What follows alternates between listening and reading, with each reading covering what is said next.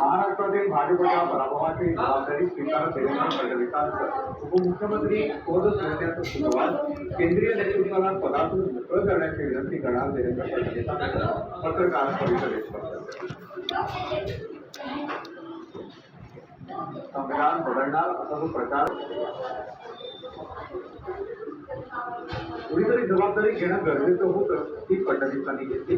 काहीतरी चुकल्याची जाणीव त्यांना झाली हे महत्वाचं. मोदींनी 405चा नारा देऊन भाजपला दोन धक्के काढलं. पृथ्वीराज चव्हाणांचं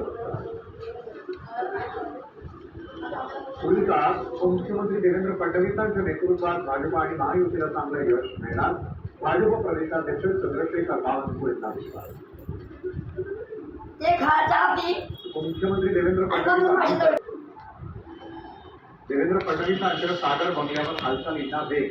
राधाकृष्ण विखे पाटील, रवींद्र चव्हाण, प्रवीण दरेकर यांच्यासह भाजप नेत्यांची सागर वाजवायचं.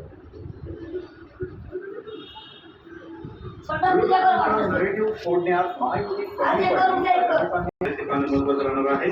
दुसरीकडे राष्ट्रवादी काँग्रेस शरदचंद्र पवार पक्षात रोहित पवार यांना